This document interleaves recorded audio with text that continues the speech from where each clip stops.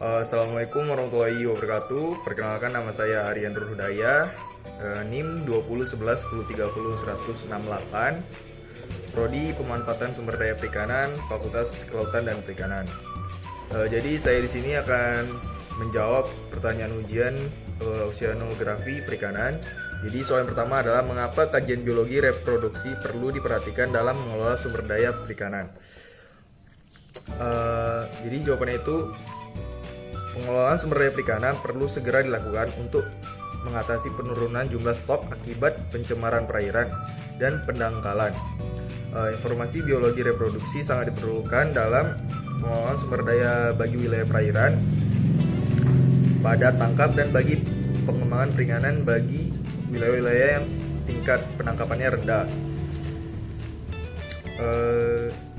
Ukuran pertama kali matang gonad merupakan salah satu aspek biologi yang perlu diketahui, sehingga ukuran suatu alat tangkap dapat dirancang dalam memanfaatkan sumber daya ikan. Dengan demikian, maka pengelolaan dapat dilakukan lebih bijaksana agar sumber daya dapat terjaga. Kemudian soal yang kedua yaitu bagaimana cara menentukan musim pemijahan ikan, kemudian bagaimana cara mengetahui pola migrasi ikan. Jadi untuk mengetahui cara menentukan musim pemijahan ikan itu tuh bisa dilihat dari internalnya ikan ya. Itu bisa dilihat dari tingkat kematangan gonadnya, indeks kematangan gonad, kemudian fekunditas dari ikan jantan dan ikan betina tersebut. Terus untuk cara mengetahui pola migrasi ikan, setiap spesies ikan itu memiliki pola migrasi ikan yang berbeda. Ada yang lebih suka berada di tepi ataupun menyebar di badan air. Kemudian ada juga yang di perairan dalam. Kemudian untuk soal nomor 3, adakah pengetahuan terkait pola migrasi ikan bermanfaat dalam upaya penangkapan ikan? Dengan mengetahui kapan suatu jenis ikan melakukan pemijahan, kapan ikan tersebut telah dewasa, maka pengaturan penangkapan ikan berkelanjutan dengan mudah dapat dilakukan. Dalam pengelolaan penangkapan ikan suatu daerah atau fishing ground, dapat dilakukan penutupan jika daerah tersebut merupakan tempat pemijahan atau spawning ground. Waktu ikan tersebut melakukan pemijahan harus diketahui dengan mengetahui tingkah laku ikan tersebut, sehingga ikan akan punya ruang untuk berkembang biak dan menjadi dewasa, dan akhirnya persediaan ikan akan terus ada secara berkelanjutan.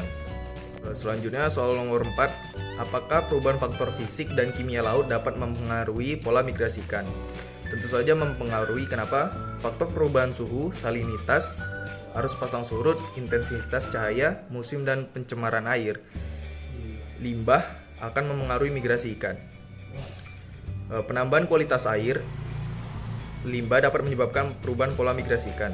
Perubahan iklim mempengaruhi migrasi vertikal dan horizontal ikan.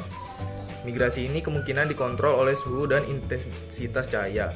Ikan pelagis dan ikan demersal mengalami migrasi musiman, horizontal. Mereka biasanya menuju ke perairan lebih dangkal atau dekat permukaan selama musim panas dan menuju perairan lebih dalam pada musim dingin.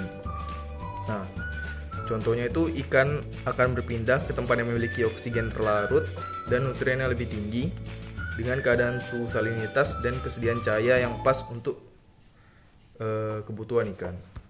Yang soal terakhir yaitu bagaimana strategi adaptasi ikan terhadap perubahan kondisi laut. Jadi perubahan kondisi laut atau contohnya iklim adalah suatu fenomena yang menjadi keniscayaan yang tidak dapat dihindari ya. Perubahan iklim berdampak pada bentuk kenaikan suhu perairan, perubahan curah hujan, dan ketersediaan air, peningkatan frekuensi dan intensitas badai, dan lain-lain. Semua itu berdampak pada produksi perikanan dan keanekaragaman hayati. Kemudian ada dua kemungkinan yang akan terjadi ketika perubahan iklim. Terus ada dua strategi ikan dalam beradaptasi, yaitu ikan bermigrasi ke tempat yang lebih nyaman atau sesuai dengan kebutuhan ikan. Kemudian Yang kedua ada ikan itu beradaptasi terhadap lingkungannya, seperti beradaptasi dengan suhu dan salinitas dan lain-lain.